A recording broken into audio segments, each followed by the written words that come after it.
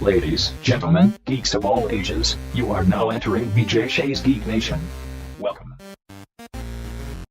Emerald City Comic Con Saturday, crazy, and well, one of my new favorite game companies, Skybound. Also, you know what? They make some really cool comics too. You know that company.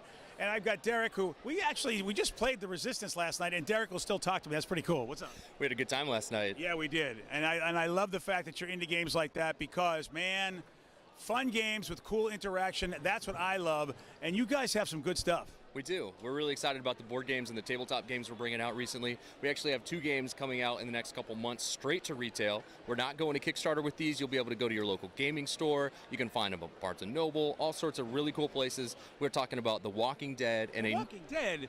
I've heard of that. Is that a book, a show? It's a little known comic turned into a TV show. Oh, yeah.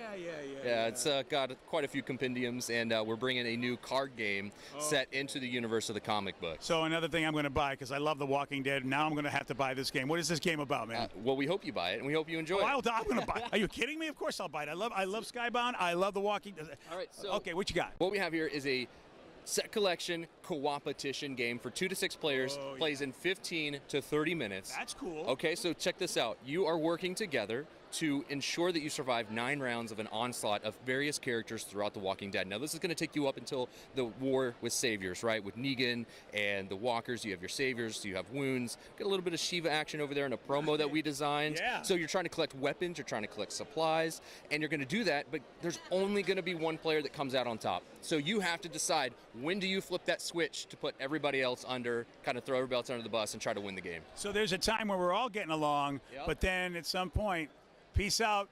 We basically have to do a Shane move, right? Everyone's going to get just kicked down, kick the heavy guy, and then someone's going to run. Someone needs to win, right? There's only going to be one winner. But the cool thing about this game is that each round, let's say we're playing a 4-player game, you're going to reveal 5 of these cards.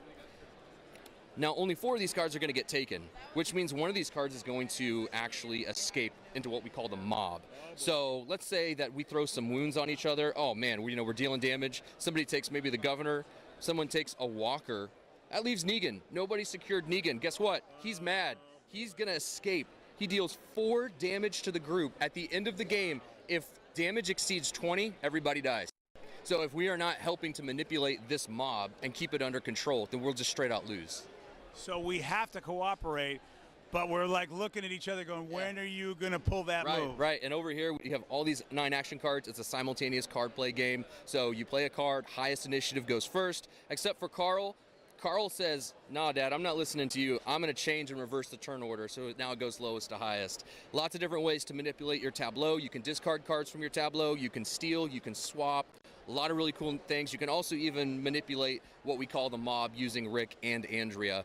And if you grab some weapons from what we call the encounter deck, you can also manipulate that as well. Oh, it's nice seeing Andrea again. It's been a long time. It has. Yes, it has. This is a cool game. And when do you think this is going to be coming out? We're hoping May. Nice. All right. That's just one of the many games they have at Skybound. There's a lot of cool games. Show me another one, buddy. Yeah, let's jump over here to, this is the Grimm Masquerade. This is a hidden identity deduction game. You have arrived at the Grimm Masquerade. Each player is going to have an identity card. So each of these different identities, you see there are 8 of them. This is a 2 to 5 player game. We're going to give each player an identity, and we don't know who you are, but we're trying to unmask you at the ball. You're going to do that using what we call artifacts. On your turn, this is a very simple and elegant system. It's a give and take. I draw a card. I decide if I'm going to keep this card for myself or if I'm going to give it to another player. Now, this decision is hinged on whether or not I want to collect this specific type of card. If I was the Beast, I want to collect 3 of these to win the game. But if I were the Evil Queen, I don't want to collect the mirror. If I get 2 of them, I lose and I'm eliminated.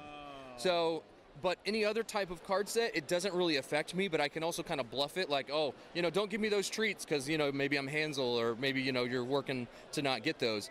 But if you acquire 2 of the same type of card, you can actually turn them in to activate what we call these abilities. So if you acquire 2 of a card, you have to first immediately either you're out or you're still in. If you acquire 2 mirrors, if you were the Evil Queen, you would be out of the game. But if you were not, you would just say, I am not the Evil Queen. I'm still in the game. So as the game progresses, deduction settles in and it starts to constrict on who your identity actually is. And so if I am out of the game, a lot of people don't like player elimination. Am I out or do I still have stuff I can do? Oh, you absolutely or you're still in. On your turn, you're still going to draw a card, and you're still going to decide who that card goes to, so you can still get players out of the game, or more importantly, if you're out of the game, you're going to draw what we call a wager card. This is a secret bid on who you think is going to win this particular round. So maybe I take the beast, and maybe on my turn, I give the mirror to the player that I think is the beast to try to help them win. Nice. So it's a victory point controlled system, 3 rounds. The player with the most rounds or roses after 3 rounds is going to win. I love that, and I love hidden identity games. I love this kind of stuff. So there's a lot of kibitzing back and forth. That's pretty sweet. Absolutely. A beautiful world, again, from Mr. Cuddington. That team over there does phenomenal work. So if you're familiar with the Grimm Forest, you're going to feel at home here. Well, since you brought up the Grimm Forest, it's a game that actually Vicky's gotten back into board games, and we said, oh, this is one that we think she would love. Tell us about this, because this is a beautiful game. Yeah, so the Grimm Forest is a game for 2 to 4 players. It's a family weight resource collection and simultaneous card play. Very elegant 2-phase system. What you're going to do is each round, you're going to choose one of your 4 locations. And everybody's going to simultaneously reveal that specific location. You're going to send your pig to that location to gather resources. The hook here is that if you happen to share a location with another player, you have to split those resources. But maybe another player comes over here and goes alone, they instead get to take all those for themselves. So you're trying to figure out, if you see a player going heavy brick, they're probably either going to try to get brick from either the market or maybe the brickyard, so maybe you go there to try to stop them, kind of slow them down a little bit. But there's other ways to do that as well. We have these Fable cards.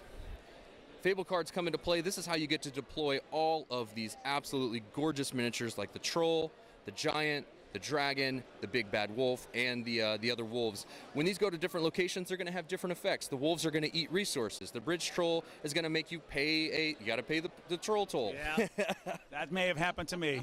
If you get caught by the dragon, it's a really sad day. The dragon's going to basically destroy all of the resources that you have acquired, so you don't want to kind of just hold them. You want to be spending them. So after you've acquired your resources, you're then going to spend those to build your houses, because that's what the game is all about.